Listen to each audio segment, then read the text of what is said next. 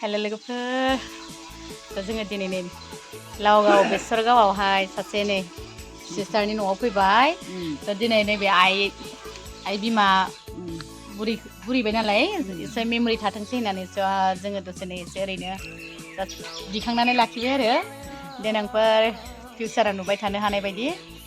दा दिनै एसे फिल्डआव फैनानै नै सिस्टारनाव थिगसे जाबाय लोंबाय पुरा सिस्टारनाव मोजां मोजां बिबार दं एसे देखायनोसै आङो नैबे आयं फिसानिनो आयं हेल' होनदो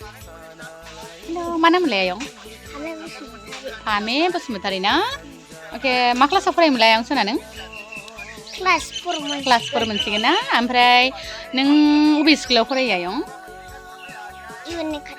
UN एकाडेमि मा जायगानि बर' लावगावनि ना बरिया थेंक इउ आयं मोजां फरायदों आयं दे देनां लेखा गोरों जानांगौ ना स' नोंनि मामिनि फुल बिबार गायनायखौ नायनोसै ना एसे जाने बिदिबा लोगोफोर लोगोनि बिबारखौबो एसे देखायनोसै आङो एप्रिल फुल माबादों मोजां माबा गायदों बेंगलियाननि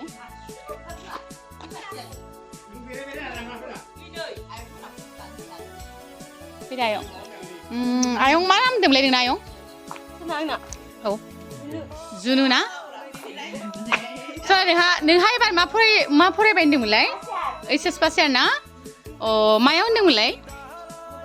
नोंहालाय औ दा नैबेनो आरो सिस्टारा माने आंनि लोगोनि बिनानाव नालाय आंबो बिनानावखौनो जाखाबाय बेवहाय आर्मि मावो जोंहा आर्मि एकदम है बेवहाय थिगनो थांबाय गोजानाव थांबाय सिरि खिथु खेबफुं मावो नामा जाखा बेवहायनि न' रिटायार जालायबावसिगोन ओमफ्राय फिसा जोंनि फ्रेन्ड बायदिसो जोंजों समान आरो ना एकुरेट बे आइयाथ' मालाय फिसाफ्रा 8 जनमोन नामा ने आयै हिनजाव सानै हौवा 6 जन 8 जन फिसा खांनानैबो नै आइया बेसे मोजां दङ बेखायनो आइखौ लाखिनो लुबैनानै फैबाय आं हेल' आयै लोगोफोर जोङो बेवाइखौ ओरैबायदि मानिनांगोन आरोना बेसोरा सासे साख्रियावलाबाबो इमान खि खामानि मावो मानसिया बायाबा माने गासिबो मोनजों हाजोबो आरोना अलसिया जायाब्ला बेवाइ बाय